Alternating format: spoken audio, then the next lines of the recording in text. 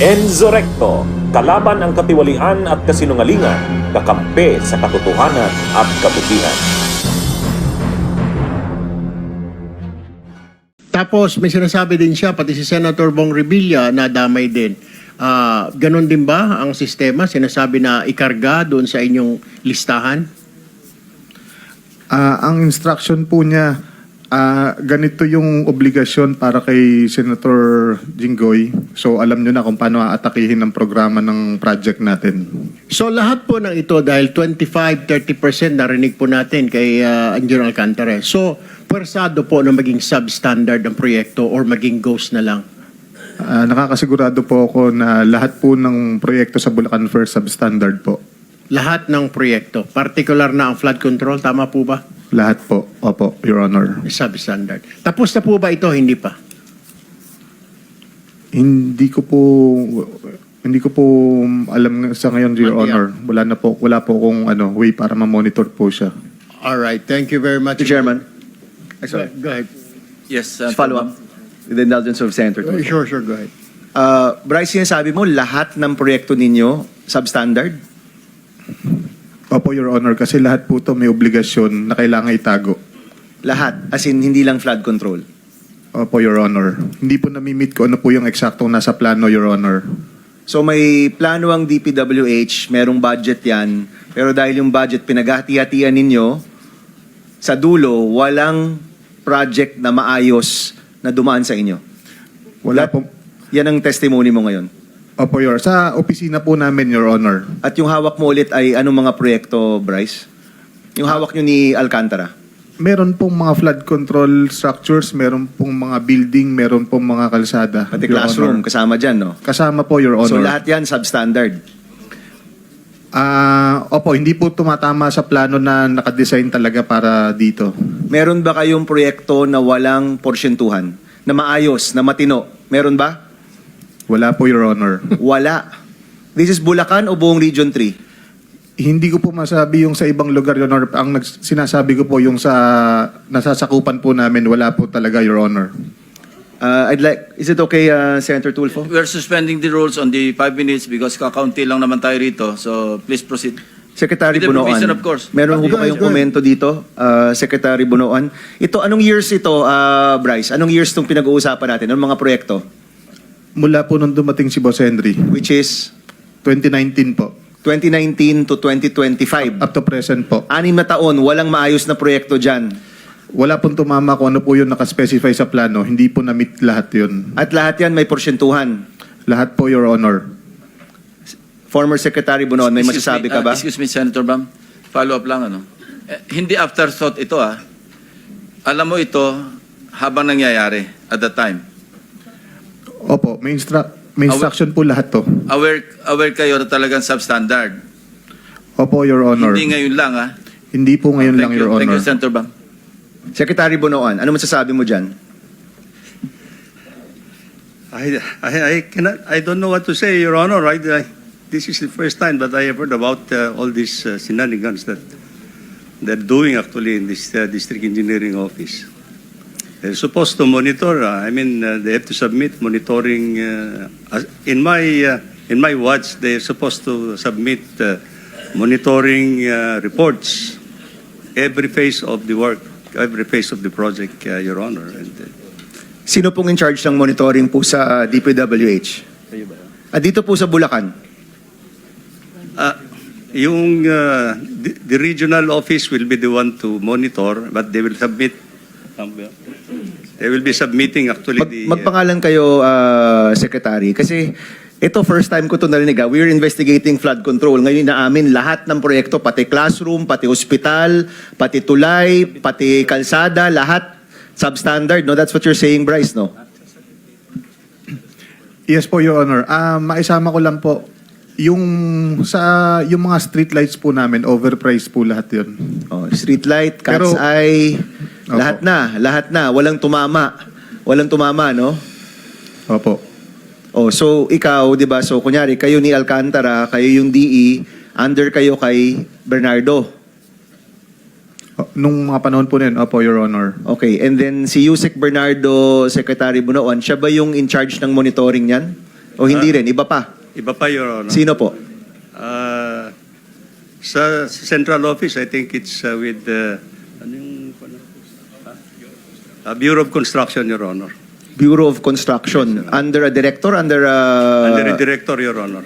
Pangalanan po For now, natin. I think the director is Yung noon po, 2019 to 2025, pinag-uusapan po natin. during my watch, Your Honor, the Okay. director for Bureau of Construction is Engineer Alan Borromeo, Your Honor. Alan Borromeo. Sige, magandang makausap rin po natin siya, Mr. Chairman. Hindi ko po maintindihan, actually, Secretary, nung una nating hearing, tinanong ko sa'yo, ilan kaya yung kasangkot dito? Para po mangyari yan, ilan po ba talaga yung kasangkot dito? Kung ganyan ka-widespread po yung korupsyon na hindi lang to nakalimita sa ilang proyekto, lahat ng proyekto sa kanilang probinsya, you handle the province ba, Bryce? Bulacan lang bang ina-handle ninyo?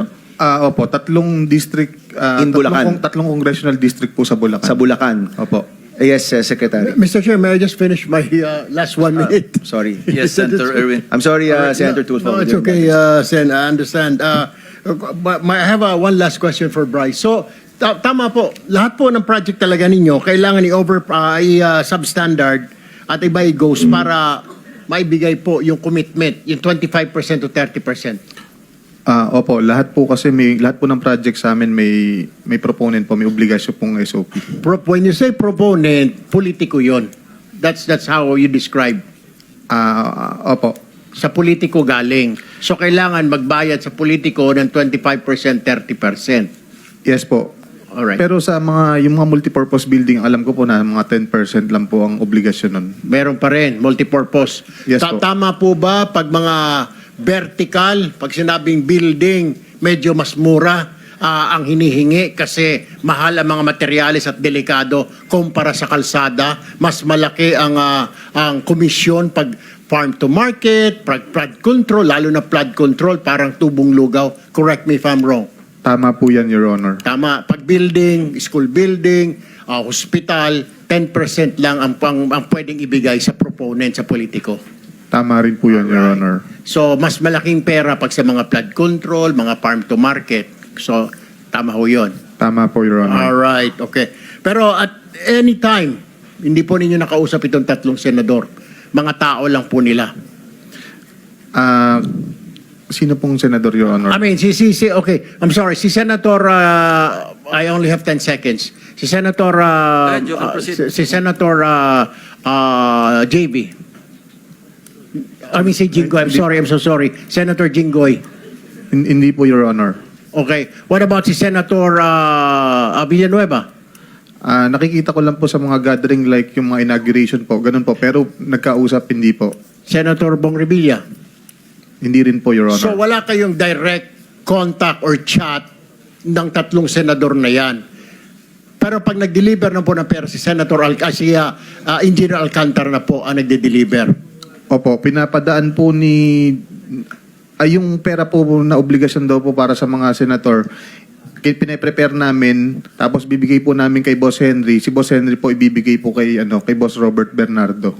So, hindi talaga kayo nagde-deliver doon sa mga tao na yun. Kundi, kinakamada lang ninyo, ito para kay ganito, itong kamada na ito, itong kamada na ito para kay ganon. Ganon po ba? Tama po, Your Honor. Alright, may listahan. Meron So, po, Your Honor. si Engineer Alcantara nakakaalam na lahat kung kanino na pupunta yung mga kinakamada ninyo. Opo, actually, sa amin niya din po pinapadala sa mga driver din po namin. Siya lang po nagbibigay ng instruction kung saan po dadalin. Mr. Chair, may I also manifest to invite the drivers of DPWH sa Bulacan First District para malaman po natin kung saan bahay dinideliver, kaninong bahay dinideliver yung mga pera na yan, Mr. Chair. Do you have names? Do we have names? Yes po, pwede ko pong ibigay ang mga pangalan. Nandito na ba sila? I believe, Your Honor, wala po sila ngayon dito. Mr. Chair, they were invited but unfortunately I think they're not here. Si Mr. Andre Balatbat, driver ng First Engineering District. Sila po ba ay nagde-deliver din? Si Ginoong Andre Balatbat. Opo, Your Honor. Nagde-deliver siya. Si Mr. Christian Santiago, driver din po ng inyong opisina, nagde-deliver din ba siya? Opo, Your Honor. So itong dalawa, itong dalawa, Mr. Chair, did not show up. Bagamat inimbitahan po natin. Yeah, papasupin na lang po natin. Susunod. Alright. Mr. Chair, I have one last quick question na lamang po sa PCCI. PCCI, are you here? I mean PCC, I'm sorry, PCC. Yes, Your Honor. Okay. Sir, trabaho po ninyo mag-imbestiga. Yes, Ano Your po, Honor. Pag dapat pantay, malinis, yung mga bidding, competition po, tama po ba? Yes, Your Honor. Pero at any point sa mga bidding po ng DPWH, whether district, region, or main office, wala kayong representative to observe. Wala po kayong gano'n. Hindi po kami authorized under the law na as observer. Yun lang po, Mr. Chair, I would like to manifest since we're conducting this hearing in aid of legislation. Marami po tayo nakikita mga butas dito, kagaya po niya, paano niya ma-observe kung pinagbabawal po siya ng batas, puro imbestiga lang. Ang problema po, ito mga agencies na meron tayo, PICAB, PCC, lahat po ng mga ito, proactive. Ibig sabihin, reactive na lamang po. Hindi po sila kumikilos habang wala pang problema. Dapat po siguro baguhin natin, Mr. Chair, ang batas na ito na dapat nandoon sila as observer. Kasi ganito, kung may report lang na, paano po may collusion? Lahat na nga ito may collusion po, Mr. Chair. That's all, Mr. Chair. I'll reserve my second round of questioning later. Bunyog, bunyog, halikan na kasama ka. Bunyog, kapag buklod ay may pag-asa. Luzon, Visayas, Mindanao, isa ang pananaw. Sa bagong Pilipinas ang bunyog isisigaw.